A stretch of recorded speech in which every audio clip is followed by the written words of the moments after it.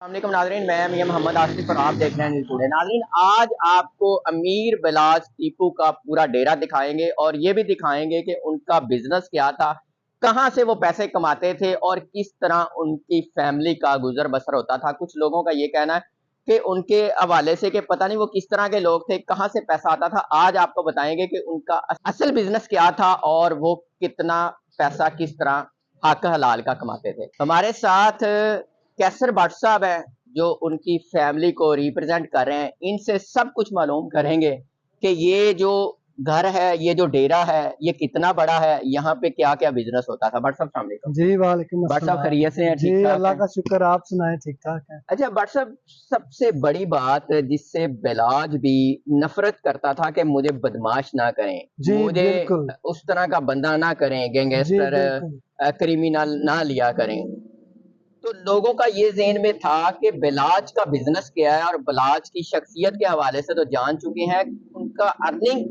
Source کیا تھا۔ تو جی آج یہ بتائیں کہ یہ جو ڈیرا ہے یہ کب سے ہے؟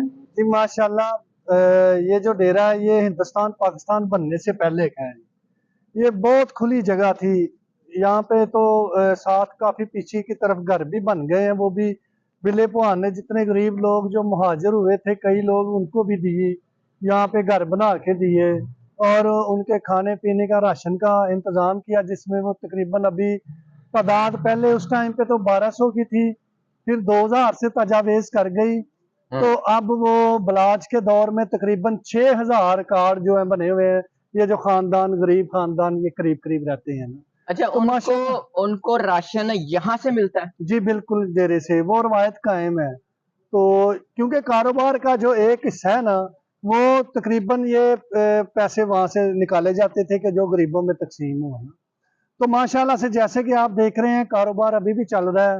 یہاں پہ نیچے گودام بنے ہوئے ہیں، یہ پورے لاہور میں سے یہ سب سے زیادہ بڑا رقبہ جو ہے نا پراپرٹی کے، یہاں پہ مالک جو بلا پوہان، اس کے بعد ٹیپو پوہان، اور یہ وراثت چلتی ہوئی بلاج موصب اور فتح میں ان کے اوپر آ گئی۔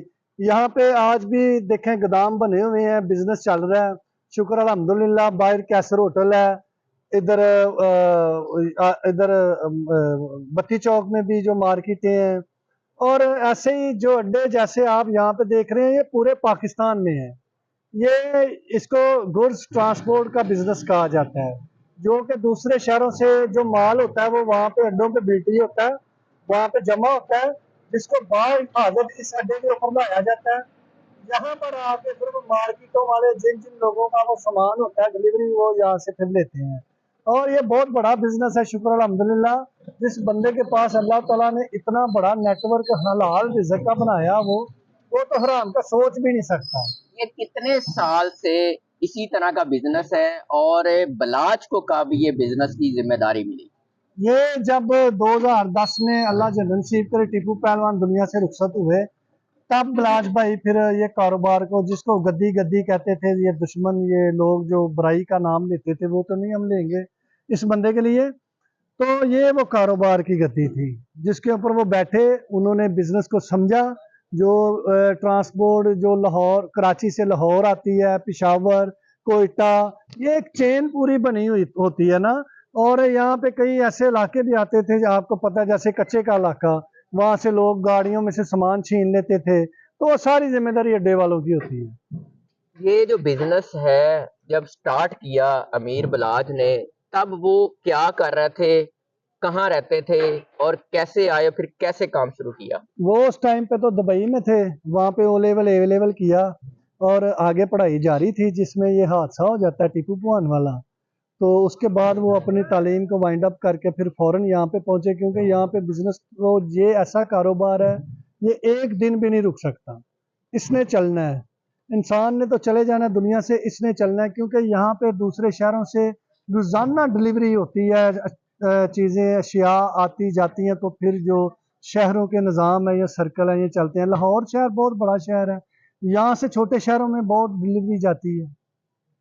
یہ جو لاہور کا علاقہ ہے یہ شالمی کے پاس ہے، شادمی اور یہاں کی جو جائیداد ہے، جو پراپرٹی ہے، جو جگہ ہے، بہت ہی قیمتی ہے۔ یہ کتنی جگہ پہ ہے اور یہاں پہ کون کون سے سیٹ اپ ہے؟ यहाँ पे ये टोटल गोदाम बने हुए हैं। ये जगह आप देखेंगे, ये जगह तकरीबन कोई 20 कनाल से ऊपर ही होगी मेरे हिसाब से ना।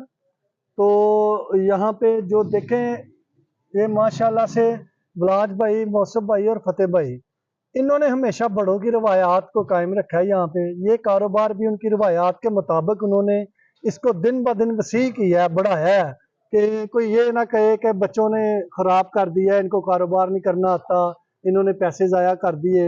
माशाल्लाह से भाई ने ये भी कारोबार बढ़ाया और नए अड्डे भी दूसरे शहरों में खोले, खुशाब, कराची तो था पुराना, कोयटा में नया काम शुरू किया, और ऐसे ही दूसरे पिंडी में, इस्लामाबाद में और चकवाल, ऐसे कई शहरों में जो है नए अड्डे खोले और बिजनेस को काफ़ी वसी कर दिया। आपका तल्लक इनके वालिद साहब से शुरू हुआ था या अमीर बिलाल से शुरू हुआ था? नहीं, इनके वालिद साहब से, वो हमारे भाई थे, बड़ा प्यार था, सके भाइयों की तरह। आज भी वो जिंदा है, हमारे आंखों के सामने है। वो जो मजाक हमारे साथ करते थे, वो आम आदमी के साथ वो बात नहीं, वो भी करते थे।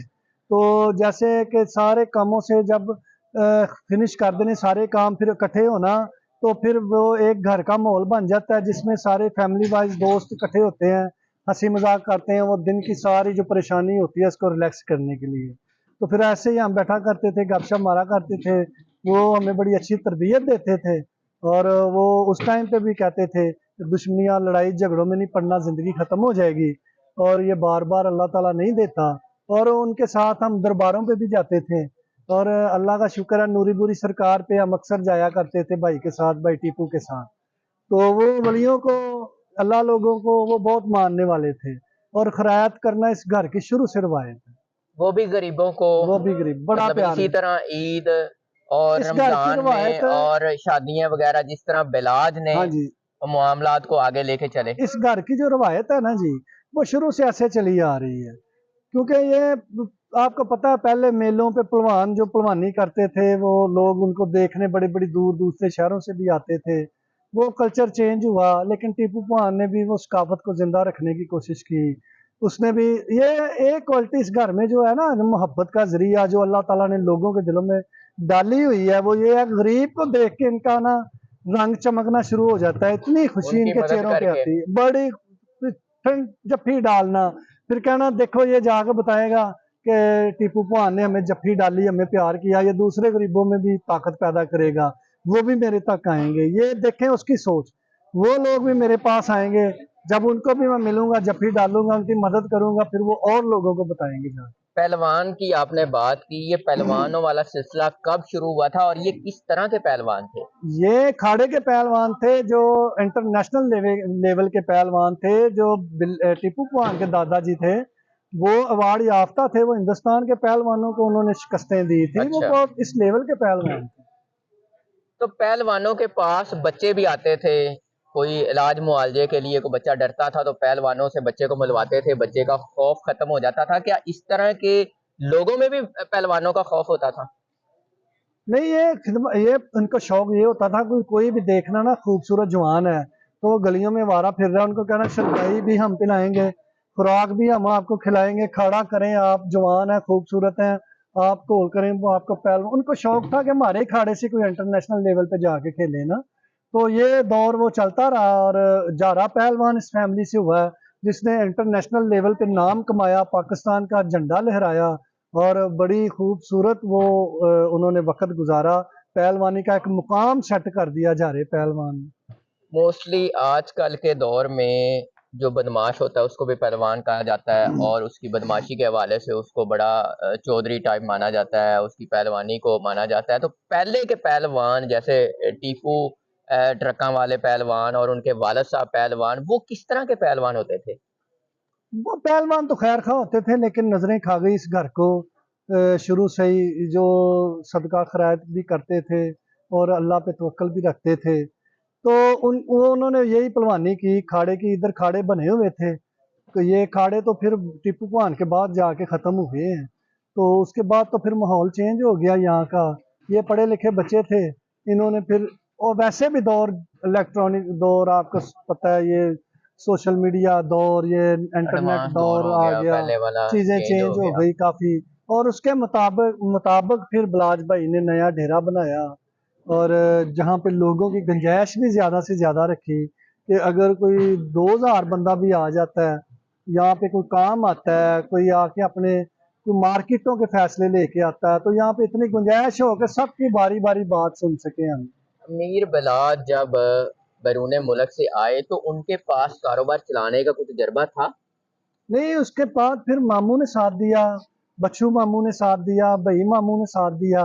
उन्होंने समझाया क्योंकि वो वालिद साहब के मामू थे वो, और हर बंदे से उनका राब्ता था, लोगों से राब्ते करवाए, कारोबारी लोगों से कि ये बिजनेस उसका बेटा करेगा। शोर करवाया उनको कि ये एक अच्छा बिजनेसमैन है। तो फिर वो साबित करके, बड़ों की इज्जत की खातिर, फिर बिलाज भाई ने वो साबित करके दिखाया कि वो वाकई एक अच्छा बिजनेसमैन और कारोबारी रख रखाव रखने वाला आदमी है। आज भी देखें वो दुनिया से रुखसत हो गए, कोई बंदा नहीं आके कह सकता हमारे साथ फ्रॉड हुआ है, हमारे पैसे रह गए हैं या हमारी यहाँ बिल्टी रुक गई है, कोई एक क्लेम भी नहीं आप साबित करा दे नहीं है। ये पूरी मार्केट देख रहे हैं आप खुली हुई। बट साहब, पैसा दौलत जब विरासत में मिलता है तो बंदे का करैक्टर भी खराब हो जाता है, बंदा क्रिमिनल अपना सिचुएशन में आ जाता है। तो बिलाज ने अपने आप को किस तरह संभाला? मतलब पैसा होने के बावजूद अपनी इज्जत भी संभाली, अपने पेरेंट्स की इज्जत भी संभाली। ये बहुत बड़ी बात है और ये हजारों लाखों की तादाद हमने देखी है। और जिसमें अल्लाह ताला जिस औलाद को ऐसे बच्चे नसीब कर देता है, वो उसका एक सबसे बड़ा रीजन ये था कि बिलाज ने अपने भाइयों के सर पे बाप बन के बैठना था। तो वो कहता था अगर मैं कोई गलत काम करूंगा या मैं कोई गलत चीज करूंगा, मैं इनको कैसे रोक सकूंगा? तो ये कैसे पढ़ाई करेंगे, ये तो फिर कुछ नहीं बन सकेंगे, ये भी आवारा हो जाएंगे, हमारे बाप दादा का नाम रुल जाएगा, लोग हमारे ऊपर सवालिया निशान उठाएंगे। तो उसने बाप बन के जब दिखाया, जब बाप बन जाते हैं तो फिर वो एग्जाम्पल बन जाते हैं, ठीक है ना जी। तो उसने खुद को एक मिसाल बना के दिखाया कि मैं जवानी में गलत साइड पे नहीं जाता, तो आपको भी नहीं जाने दूंगा। तो इसका आज रिजल्ट आप देख लें, एक भाई बैरिस्टर बन गया है, एक भाई वकालत कर रहा है, भाई एक ओ लेवल ए लेवल किया हुआ है छोटे भाई ने भी। और ये रिजल्ट और समरात आज आप देख रहे हैं, वो मेहनत का नतीजा होते हैं, ये ऐसे थोड़ी रातों रात थोड़ी हो जाता है। बट साहब, बिलाज साहब दुनिया से चले गए, अल्लाह ताला उन्हें जन्नतुल फिरदौस में जगह अता फरमाए। अब ये कारोबार किस तरह चल रहा है, कैसे मैनेज हो रहा है? ये अगर आपका कैमरामैन दिखा सके तो ये दिखाए। ये बिल्कुल रूटीन पे चल रहा है, जैसे लोगों का इतमाद इस घर के ऊपर कल था वैसे ही आज है। कराची, सिंध, सखर, कोयटा, सब कारोबारी लोग यहाँ पे आए थे। उन्होंने आके मौसफ भाई के साथ बात की, उन्होंने इसको हौसला दिया कि हम आपके घर के साथ, हमने 50 साल हो गए हैं कारोबार करते हुए, आज भी हम आपके साथ ही कारोबार करेंगे क्योंकि आपने 50 साल में हमें बिल्कुल ऐसे हमारा माल आता है गारंटी में जैसे हमारे अपने घर आता है। और वो रवा दवा है जैसे आपने देखा, शुक्र अल्हम्दुलिल्लाह, काम काम तो चल रहा है रूटीन में। कारोबार से जो मिलने वाले लोग थे उनके क्या तासरात हैं बिलाज के जाने के बाद? उन्होंने बड़ी मोहब्बत से काम को आगे बढ़ाया, काम को पीछे नहीं किया। दिन रात ये अड्डा चलता है, दिन रात 24 घंटे। ये देखें कितने गरीबों के चूल्हे जल रहे हैं, कितने लोग खुश हैं, ये दिहाड़ियां लगा रहे हैं, कारोबार कर रहे हैं, अपनी मगन में लगे हुए हैं, ठीक है ना जी। रात का एक्सपायर हो गया लेकिन काम की रौनक देखें रोज पे है। बट साहब, बहुत शुक्रिया आपका। नाजरीन, आपको आज अमीर बिलाज टीपू फैमिली का कारोबार दिखाया कि किस तरह उनका कारोबार है और कितनी मतलब जगह पे मुहित है, क्या करते हैं, कहाँ से पैसा आता था और किस तरह अमीर बिलाज ने इस कारोबार को संभाला। आप भी अपनी राय का इजहार कीजिएगा और अमीर बिलाज के लिए अपनी मोहब्बत का इजहार करते हुए उनकी माफ़िरत के लिए, उनके दर्जात की बुलंदी के लिए दुआ कीजिएगा। इजाज़त दीजिए, अल्लाह ने के बाद।